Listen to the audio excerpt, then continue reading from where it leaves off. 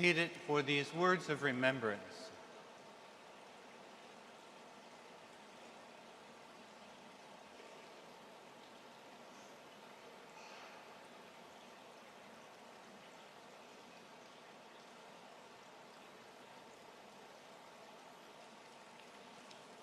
Hi, everybody.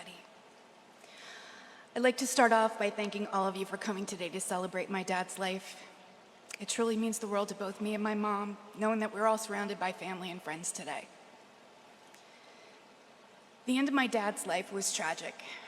A broken hip led to exposure to COVID, and our only contact with him was through the kindness of nurses and doctors who held an iPad for us to communicate with him. As devastated as I am that I could not hold his hand as he left this earth, I want to focus on the amazing life that my dad did have. Please indulge me as I share some of my favorite things about Jimmy Conway.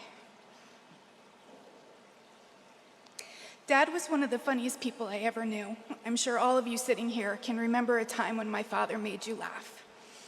He would take jokes to the nth degree, and I think one example is that most of his coworkers from Owens, Illinois in Technoglass really thought my name was Stanley, and probably still do.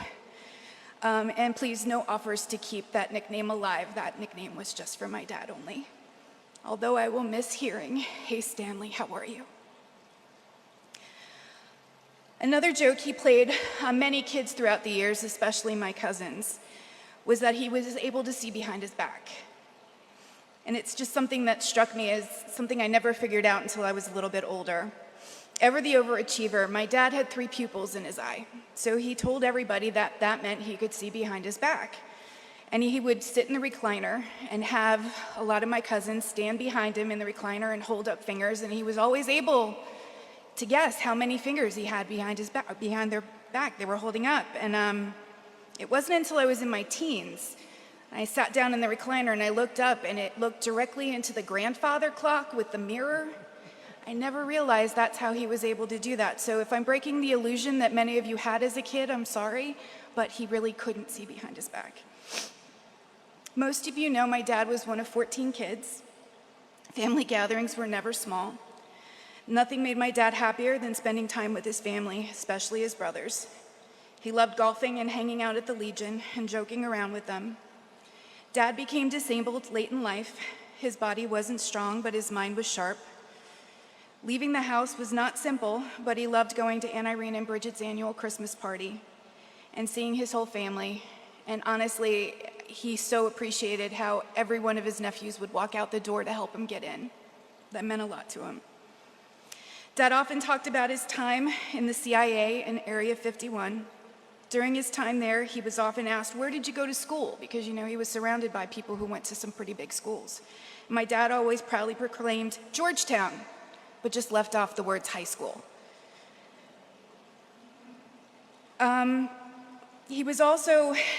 My dad wouldn't talk a lot to me about Area 51, but he did assure me there are no aliens there. But if you head to New Mexico, you might find something pretty interesting. Back in the day, Dad was an avid golfer. He was very active in his union, the American Legion.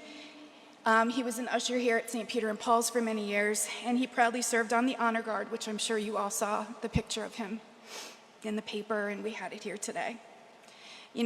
So many people would tell me how beautifully my dad played taps, and we all know his secret now. He just pressed a button and hid that it actually played the bugle. The bugle played the song himself. I remember one time I came home and he said, "Hey Stanley, pull up Dizzy Gillespie on that calculator of yours." And I pulled it up, and he'd watch how Dizzy Gillespie puffed out his cheeks, and he faked everybody out for many, many years. My dad was a jack of all trades who did almost all the renovations on our house, and he was the first to help others with plumbing and other home improvement jobs. I don't remember a Saturday when my dad wasn't doing something at the house or at a friend or family member's home, usually with me and my dog Sam in tow. He showed a lot of patience, teaching me how to do things in my own home, which was ironic because he wasn't known for his patience. He truly was a guy who could do anything that he set his mind to. Another thing that was well known about my dad was his love of sports, especially the Chicago Bears. The Super Bowl Shuffle is the only rap song he actually knew all the words to. And my mom and dad are also diehard baseball fans, and Many of you might not know my parents did have a mixed marriage. My father was a Red Sox fan, and my mom was a Yankees fan. Two of my favorite memories that I got to take my dad to his first Red Sox game when I lived in Fort Myers, and his only Chicago Bears game in Philadelphia. When the Red Sox won the pennant the first time, I think Mom and I bought out every single piece of clothing, car magnet, socks, anything. He never thought he would see the day. I still regret that I couldn't send him to Fenway Park and to Soldier Field, but as I said, he became disabled later in life. But he loved his Chicago Bears and he loved his Red Sox. But the thing my dad loved most in this world was my mom and me. My dad was always so proud of my mom. They met, got engaged, and married all within 4 months. When Dad retired, he worked with Mom at the bar, and he would tend bar while she cooked lunches. St. Patrick's Day was a big event, and they would prepare over 100 ham and cabbage dinners. They were a great team and were married for almost 52 years, and until the day he died, he referred to my mom as his bride. One of the last times the EMTs came to the house, he told the woman that was there that my mom was the best nurse he ever had, and he didn't need to go to the hospital. And I'm certain that my dad's decline in the end was because he and my mom had to be separated. It was so crushing watching them go through that apart. My dad was also proud of me. He never missed an event I participated in here at St. Peter and Paul or at Bishop Hoban. I have fond memories of him driving me and all my friends around to games, movies, and parties, and I remember my friends doing or saying odd things in the car and my father just rolling his eyes.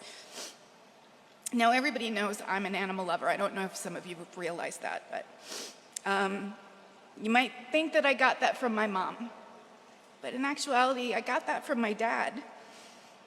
Nobody did baby talk to a dog better than my father. Each dog had a nickname. Sam was Dummy, Toby was Aki Tobers, and his girl, his Maggie, was his Margaret. My dad taught me a lot about a dog and that it's a commitment. You walk them, you take care of them, and you never ever let them suffer. He loved my animal family, especially my Georgia Grace. And I'm sure wherever they are, she's sitting at his feet, watching Bonanza and getting an atta-girl as she chases the cattle off the screen. My favorite memory was our annual Black Friday date.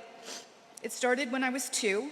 Dad would take me shopping to pick up presents for my mom, and we would then go to lunch. The last few years we couldn't do it, so we would cyber shop, and then we'd order in. I think I will miss that annual date for the rest of my life.